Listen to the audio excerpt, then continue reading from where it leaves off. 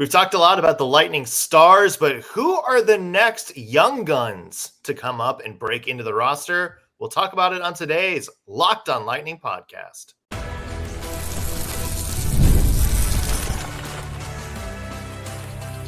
You're Locked on Lightning, your daily podcast on the Tampa Bay Lightning, part of the Locked on Podcast Network, your team every day.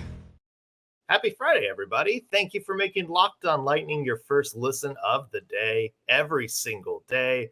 We are your free daily Tampa Bay Lightning podcast, part of the Locked on Podcast Network, your team every day.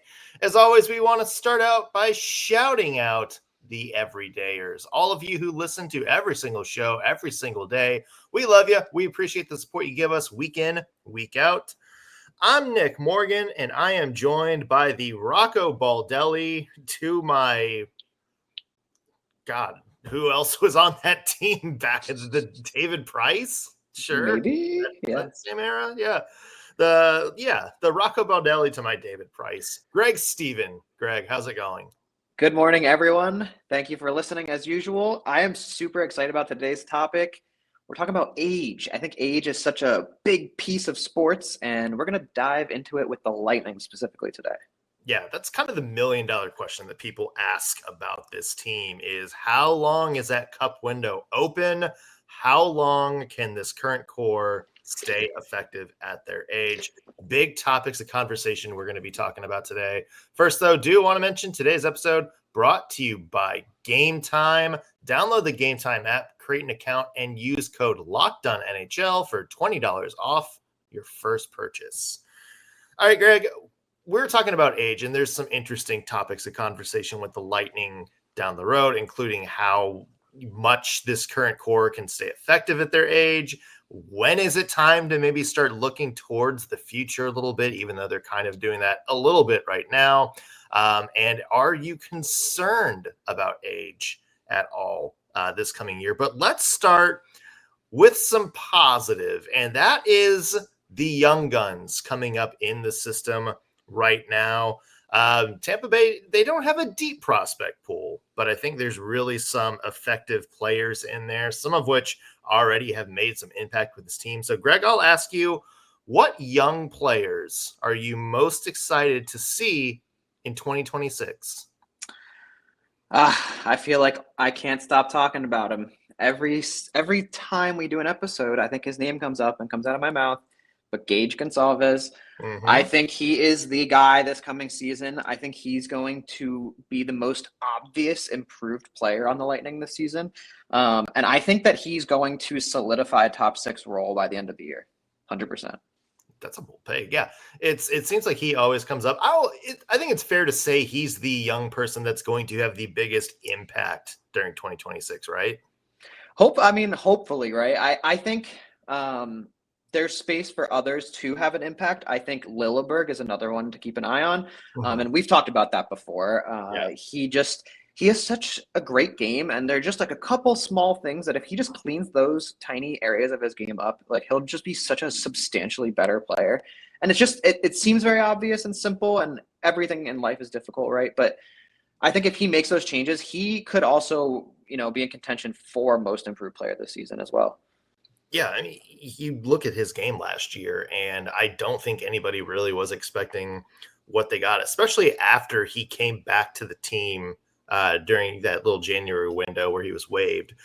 I think a lot of people really saw sort of glimpses of the end product of Gage, right?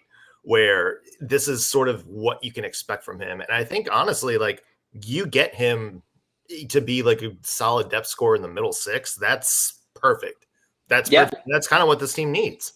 Yeah, absolutely. And I think there's just so much, like, he proved himself so much at the end of last season. And then 4 points in the playoffs. I've said that so many times as well. And I know people are tired of hearing it, but 4 points for like a young new guy, in 5 games in the playoffs, especially against the Panthers. I mean, it's nothing to scoff at. I think it's pretty impressive. And I think that showed that he was becoming so much more comfortable in his role, and so comfortable that he performed in the playoffs, right? So I just think he's finally confident. He finally knows he can be a part of this team, and I think that's going to show in the game this year.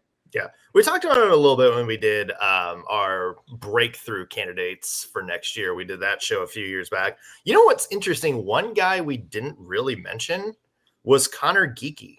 Yeah. And here's another guy that I think might be sort of in contention for sort of that next young player you're excited to see. Obviously up and down first season, 8 goals, 6 assists, 52 games. Also kind of started out in Syracuse, bounced around a little bit. We forgot he's 20 years old. Right. That's usually where young players are still sort of ripening, figure out their skill set. He was asked to kind of play a bigger NHL role, upon coming here. Didn't play a lot, only like 12 minutes per game.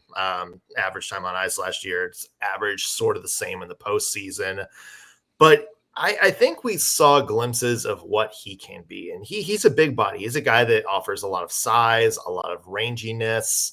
And we saw that in effect at certain times last year. I think we also maybe where fans are kind of a little, I don't want to say not excited because I think he's a very, very, very good prospect, but I think fans were a little bit like, on him last year. We also saw the parts of the game that are very standard for sort of new players coming in the league. There's a lot of, positioning, defensive error kind of things, but I think that gets cleaned up.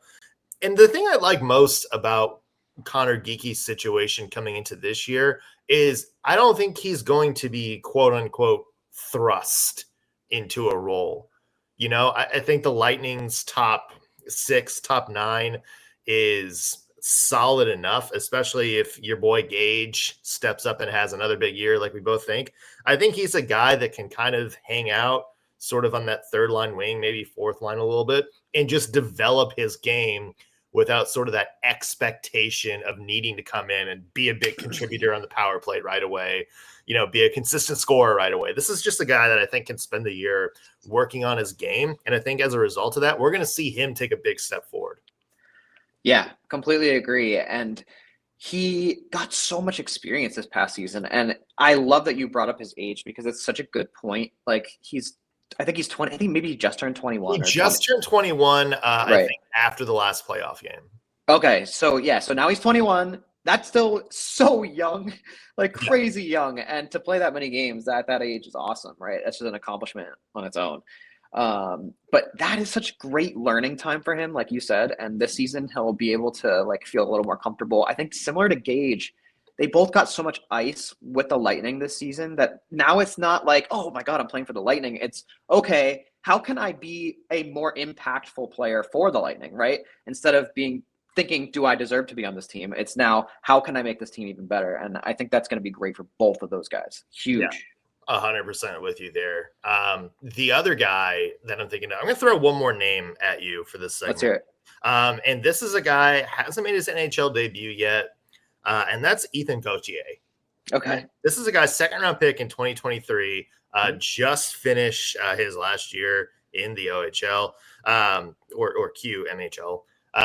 He is a guy that I think has the skill set to come in right away and make an impact on the NHL squad if needed. 62 points in 50 games in his last year in the juniors didn't. That's good numbers. It's not like blowing away numbers. But I think when you watch him on tape and you watched him in the World Juniors last year, he's such a good role player and he does a lot of things really well. He's really good at just sort of the defined detail areas of the game. I think he's really good at forechecker. I think he's really good, sort of without the puck on his stick, the positioning. And I think he's very, very, very defensively responsible. This is a guy he's expected to, play in Syracuse to start out for the year.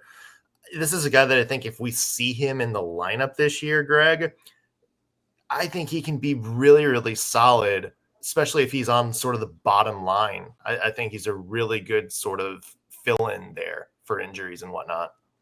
Yeah, you're absolutely right. And I think the Lightning have so many of those guys too right now. And we're going to get to see them kind of figure out who is going to fit best. And I really like that for this team going forward too, because it feels like they have so many young options, right? And I like that. I think that's great for the health of this team, especially since we keep talking about that impending regression in a few years, you know? Yeah. Well, let's get to that, because I think there's a lot of questions about the age of this team. How long does that cup window stay open? And is there something that the Lightning can start doing right now to maybe prevent that Pittsburgh Penguins, Chicago Blackhawks style of epic collapse that some of these dynasty teams have fallen into the past couple of years? We're going to dive into that in just 1 second.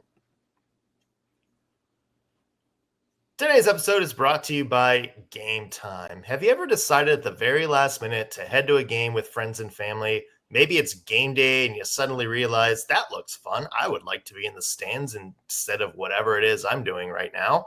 That's exactly what Gametime is for. It's the easiest way to grab last minute tickets without the stress. With the money you save on tickets, you can splurge on food, drinks, merch, hey, even invite more people to come with you. Gametime makes it all possible. Gametime makes buying tickets fast and simple, and the prices on the app actually drop the closer you get to Gametime.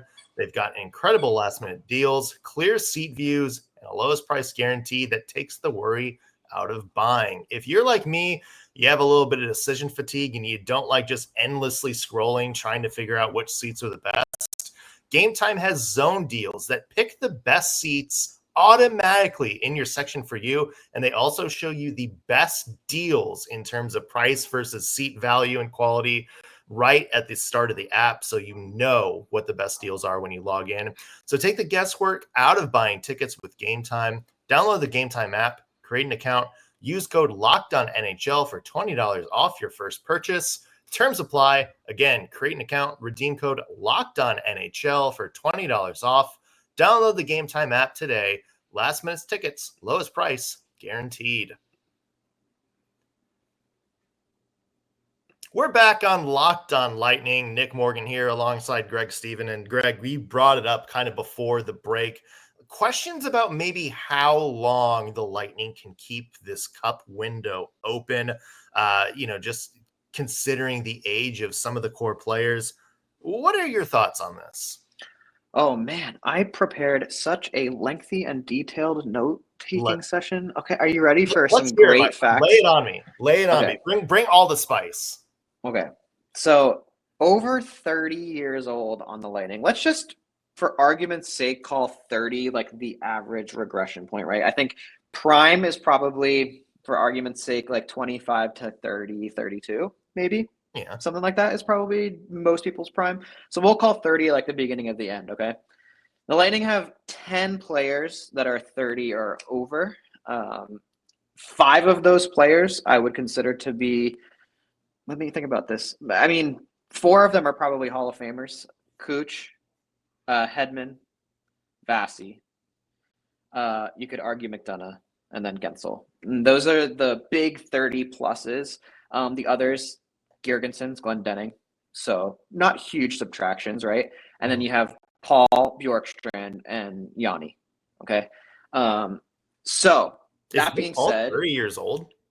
He is. God, he is exactly 30. It seems like he's been like 25 for the last 5 seasons. Right? Yeah. Exactly. And now he hasn't turned 30 yet. He's just stayed constantly at 25. Right. So you can see 10 guys 30 plus is a concern, right? And especially when some of them are big names like Cooch, Vasi. Okay. But that being said, let me throw some of the young names at you who are still a huge element of this team. Because you got Hagel, who's only 26. I mean, yeah, he plays like he's 29 or 30, but he's 26. So that's awesome. They got JJ now, who's only 25, and he should be on the defense for time to come, right? They got Lilleberg developing, and if, like we just talked about, if he improves his game, he's only 24. So, I mean, those are 2 huge defensemen to have at 25 and less, right? And then you have Gage, who we keep talking about. He's at 24. Sorelli is only 28. Chernak is only 28. So, look, I was under this misconception, I guess I'll call it, that the Lightning could be just absolutely bottom of the league in the next 5 years. I just don't think that's true. And I'm so glad I did the research to prove myself wrong, because there's so much young talent on this team that contributes actively right now, right? So, yes, losing a goaltender, one of the best ever, probably goaltenders, a huge name defenseman, and one of the best forwards ever, wingers, we'll call them. Huge, it's going to hurt, right? But that also opens up money, right? And you can make other decisions down the road to implement some youth to the team and longevity. I think we have seen that already, actually. And I think like trading, and Sergachev wasn't old, right? But dealing him and then somehow getting Moser back, right, is and Conor Geekie, right. who we just talked about. So you're not only helping the team by adding JJ on your D and getting Geekie and developing him with a developmental franchise, but you're also adding youth to the team. So I just think he's thinking that way, and by he I mean JBB. He's thinking that way, I think, right now, while trying to not jeopardize, like, this is the window at the same time. And I think he's making really good decisions. I think the only one that is like was, why didn't we take a defenseman at the deadline this past season? And two, if not, why add two guys who are over 30, right? Because Yanni's 33 and Bjorkstrand's 30. So it's not like you added youth or longevity like I'm talking about. So I think that was like the one time where I was kind of like, ooh, I don't know about that. Yeah. Anyway, that my rant's over. Those are my numbers for you. Let me start with my first thought. And as a 36-year-old, hearing you say 30 is the beginning of the end, and how much my soul left my body when you said that. Oh, I know. So thank you for sending me into the weekend in an existential crisis. I agree with everything you said. And I think, for me, I think the one thing I would push back on is I don't necessarily think in the modern NHL 30 is the regression point. I think we've actually seen some people play their best hockey around the NHL after the age of 30. Kucherov, yeah. I mean, coming from Nashville, look what Roman Josi did as a 31-year-old a few years ago. How about Jake Gensel? Jake Gensel's another guy. Erik Karlsson, was 34 when he won the Norris a few years ago? Yeah.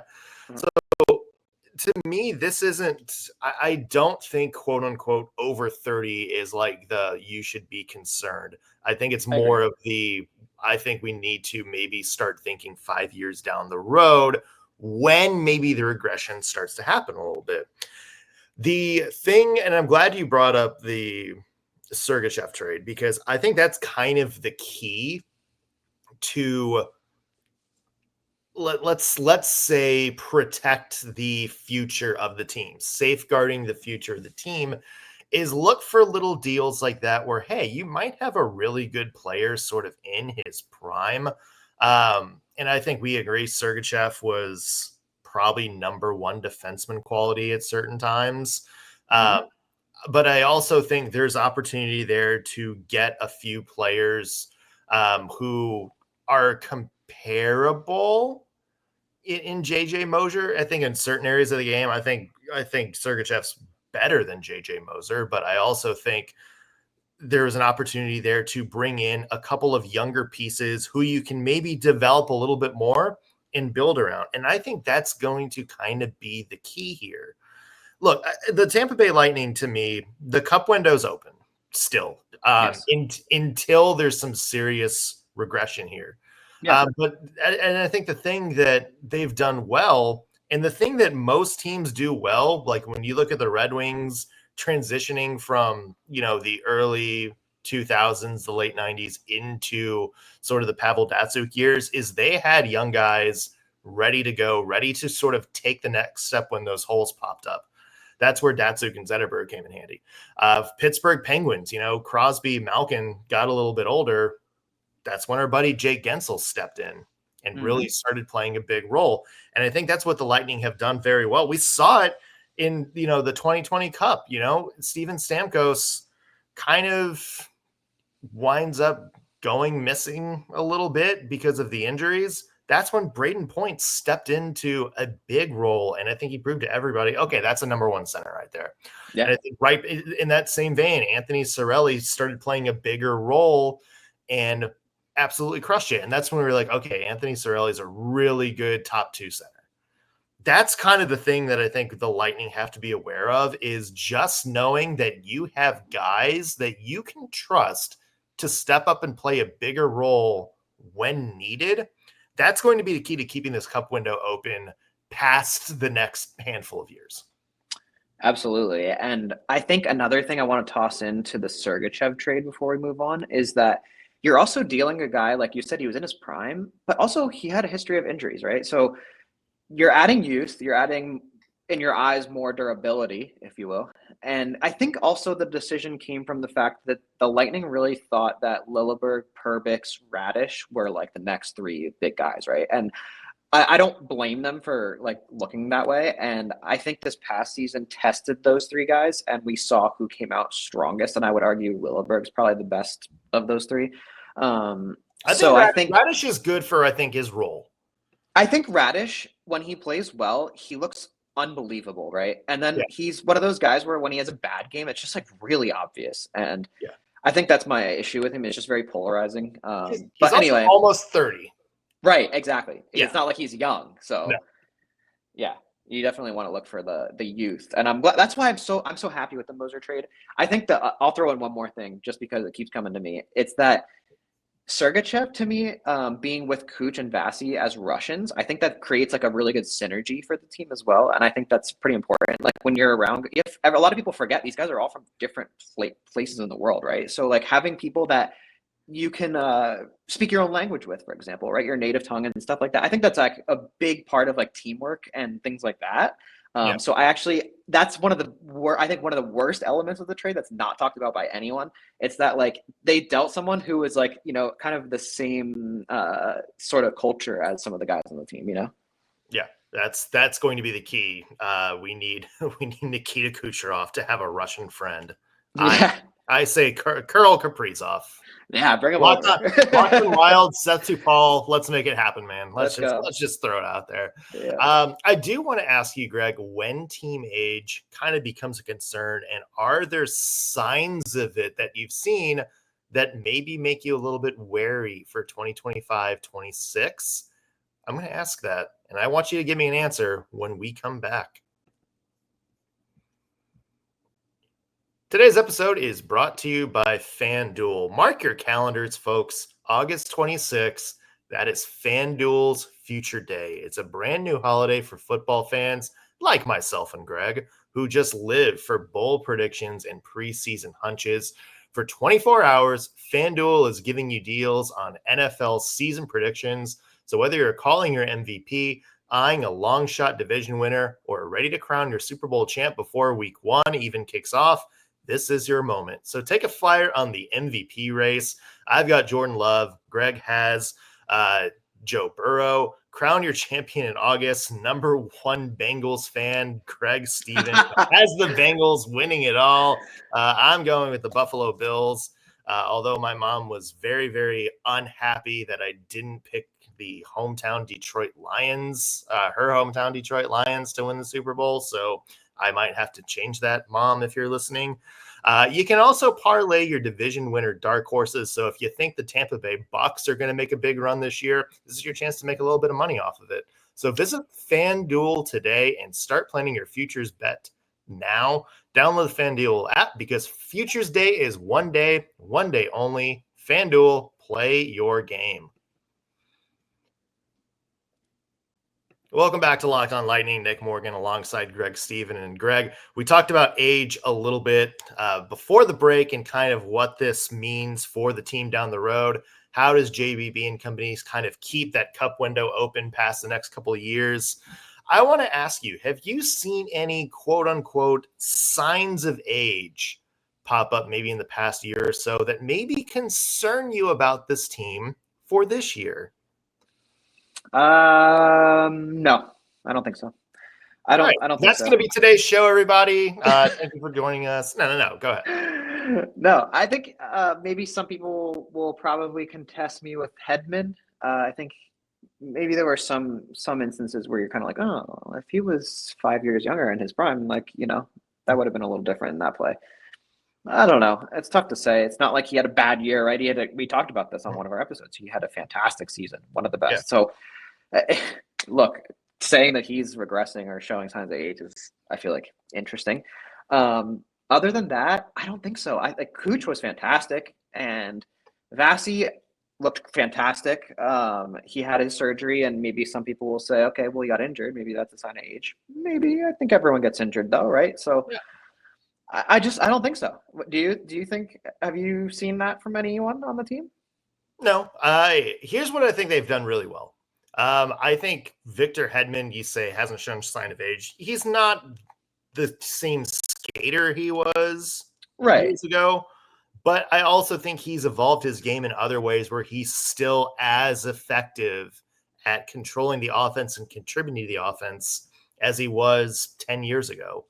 And I think you could say the same thing about Ryan McDonough, which was he's not the same player that he was his first stint with the Lightning.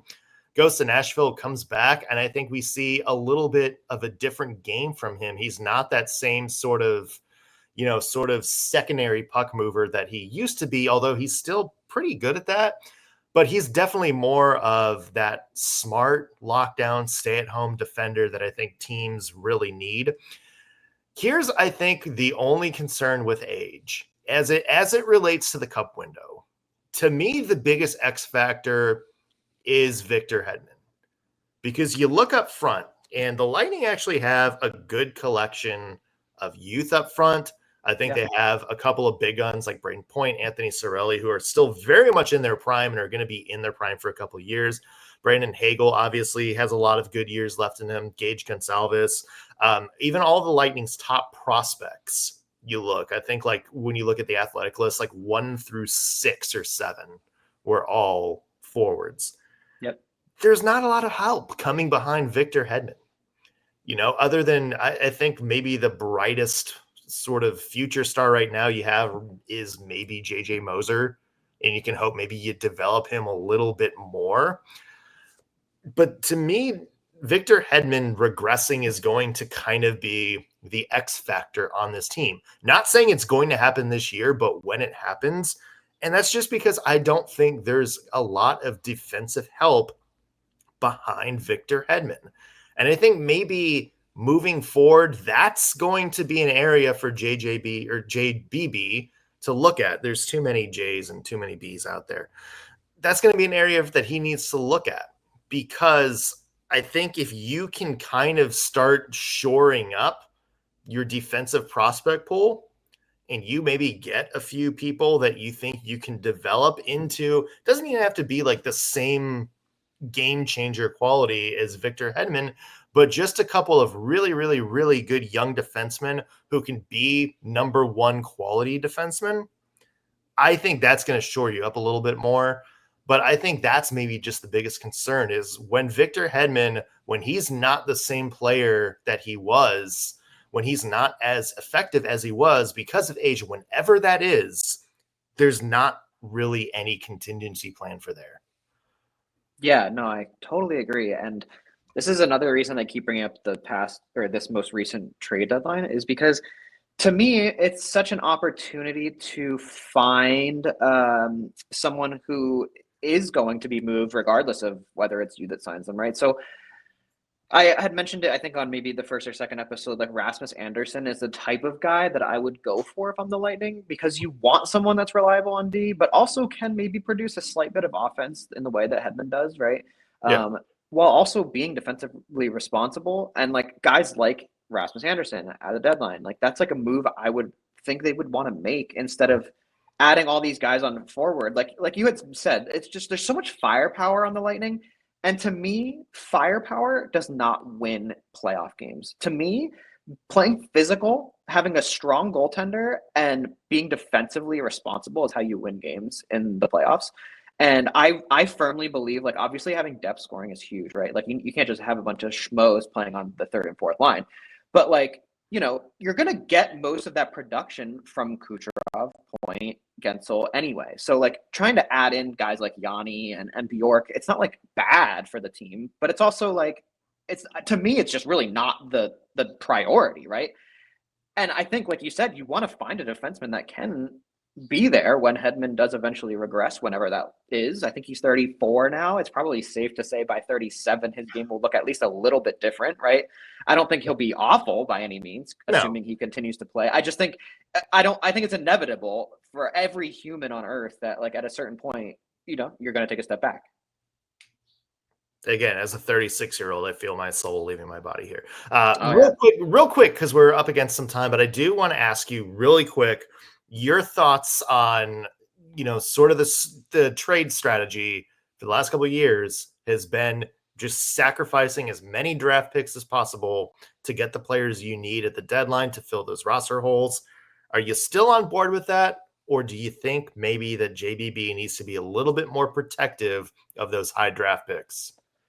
I would argue that he's doing it perfectly. I don't think there's any reason for them to sit on draft picks. I'm someone that like firmly believes that if you're not getting like a top 10 pick in the first round, there's just like, it's all just a gamble. Like I truly believe that any guy can be anything, right? Like Kucherov was not a top 10 pick, right? You develop them, you give them time, and you just find the right guys through your methodology. And I think that you can maintain a strong team, and JVB has proved that with the Lightning without draft picks. And look, it's not like they're going to get a top pick anytime soon. They're going to contend again, right? It's just not, I think it's just fine to deal them out as long as you're using it to maintain longevity though, right? Yeah. So like when we talk about this past trade, like I just had mentioned with Yanni, those guys are not, in my eyes, where you want to burn draft picks, right? You want to burn draft picks on guys that you think will add like term to your roster. Yeah. That's where I think. I'm 100% with you there. And I think the key word you said was longevity. I think if you're getting those first round draft picks and using them to bring in people that are going to be a bigger part of your team moving forward, like they did with Brandon Hagel, that I think is an effective use of a first round pick. That is going to do it for us on today's show. We made it to the end of the week, folks. We'll be back next week with all new episodes. Until then, we'll see you.